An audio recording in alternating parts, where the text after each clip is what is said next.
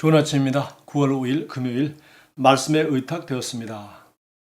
지금 내가 너희를 주와 및 은혜의 말씀에 부탁하노니 그 말씀이 너희를 능히 든든히 세우사 거룩히 하심을 입은 모든 자 가운데 기업 있게 하시리라. 사도행전 20장 32절이었습니다.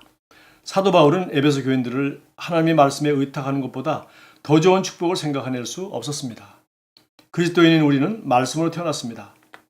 말씀이 우리를 낳았습니다. 그러므로 우리의 삶은 오직 말씀에 의해서만 건축되며 유지될 수 있습니다. 참 특이한 말이죠. 우리 몸은 부모님을 통해서부터 아담의 후손으로 죄인으로 태어났습니다. 그리고 교육받고 훈련받습니다. 그러나 그리스도인은 말씀이 육신되어 오신 예수님께서 그분이 죽음과 장사됨과 부활과 승천을 통해서 그분이 우리를 하나님 말씀으로 낳으셨습니다. 그래서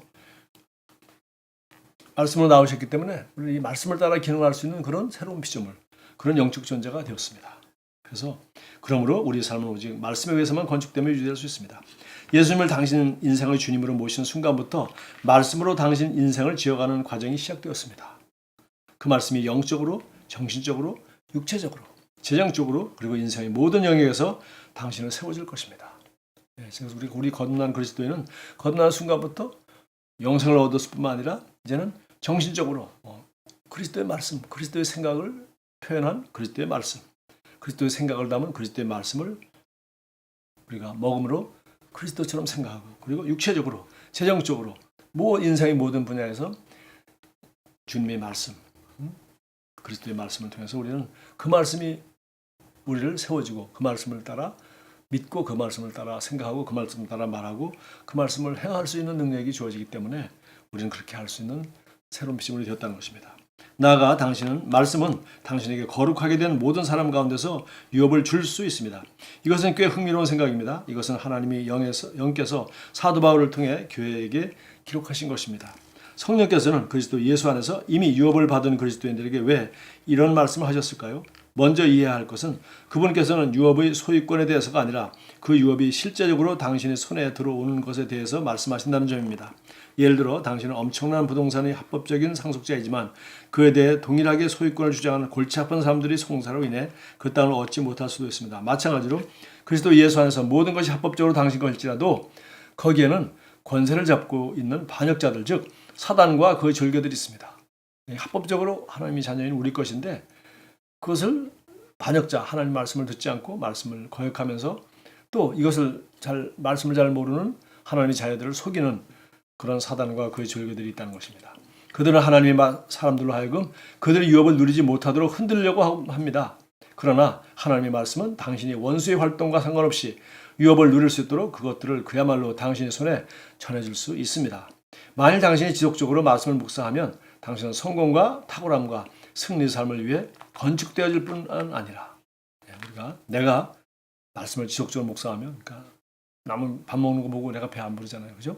내가 밥을 먹어야 되는 것처럼 내가 말씀을 묵상하고 내가 말씀을 씹어 먹어서 내 영에다가 내 말씀을 받아 심으면 그 말씀이 그리스도 안에서 합법적으로 당신의 소유인 유업들을 당신 손에 전달할 것입니다. 내가 말씀을 받아서 내 심령에 집어넣을 때 그 말씀이 너희를 능히 든든히 세우사 거룩하심을 입은 모든 자 가운데 기업이 있게 해줄 것이다. 말씀이 너희를 기업을 누리는 그 자리까지 데려다 줄 것이다. 그러니까 열매를 맺으려고 노력하지 말고 우리가 해야 될 일은 너희가 내 안에 가고 내 말이 너희 안에 가면 무엇인지 구하라. 그러면 이루리라.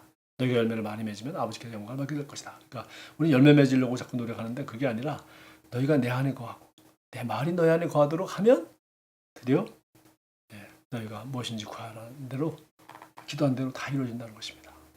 마찬가지로 그 말씀이 그리스도 안에서 합법적으로 당신의 소유인 유업들을 당신 손에다가 전달해 줄 것입니다.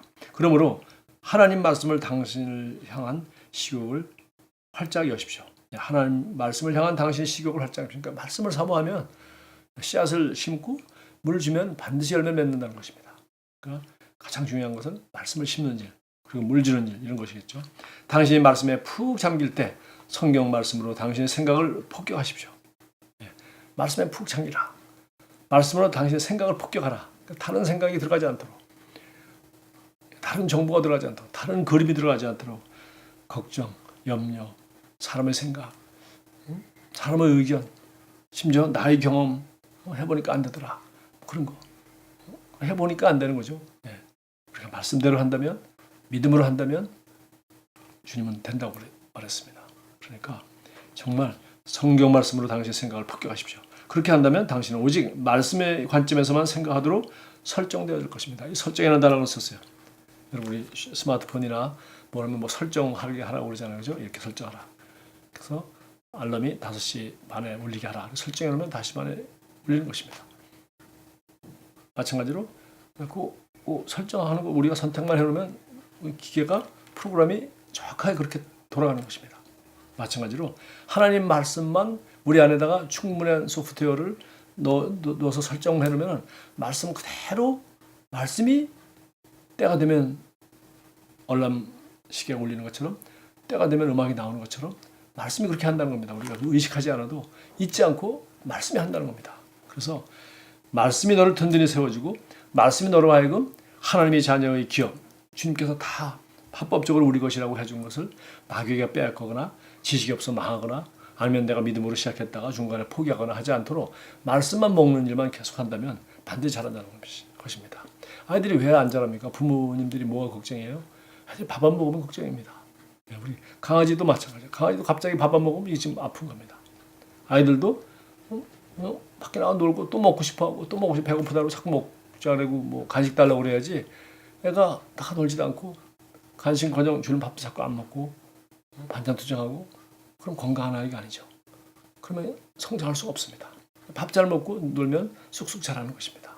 어린아이가 정말 신령한 젖을 사모하듯이 우리가 하나님 말씀을 사모하라고 베드로 사도도 말했는데 이 말씀만 우리 심령에 들어간다면 그리고 뭐 설교를 듣고 책을 읽기도 하고 성경을 읽기도 하고 뭐 듣기도 하고 하는 문제는 우리 영에다가 내가 정말 이것을 사모하는 갈증을 가지고 말씀에 푹 잠길 때 폭격을 하듯이 완전히 다른 생각과 말씀과 다른 어떤 이론이나 어떤 경험이나 어떤 사람의 말도 다 제거하고 오직 하나님이 그렇게 말씀하셨어.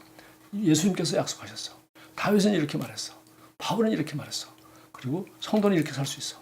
라고 성경이 말하는 그 말씀만 관점에서만 생각하도록 우리 안에 있는 소프트웨어를 그렇게 설정시킨다는 겁니다. 그렇게 셋업만 해놓으면 우리는 반드시 설정한 대로 프로그램 해놓은 대로 저절로 컴퓨터가 돌아가듯이 우리 스마트폰에서 그 설정하는 대로 기능하듯이 와이파이 설정해놓으면 와이파이 다 어디 가든지 이게 잡아내듯이 우리는 그런 삶을 살게 된다는 것입니다. 그래서 우리가 기업을 취하려고 우리가 애쓰고 노력하고 정복하려고 하는 것이 아니라 주님이 이미 주신 것이라는 걸 우리가 믿고 이 말씀을 먹으면 이 말씀이 드디어 우리로 하여금 능히 나를 든든히 세워서 그 기업을 차지할 수 있는 그 자리에 이르게 한다. 그랬습니다.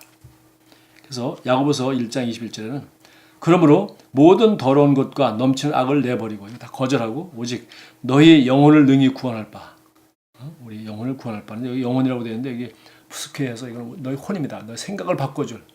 그러니까 우리가 영혼은 거듭났지만은 성령 받았지만은 생각이 부정적이고 생각이 의심이 있고 생각에 딴 생각이 들어가 있으면 이게 안 되는 거죠.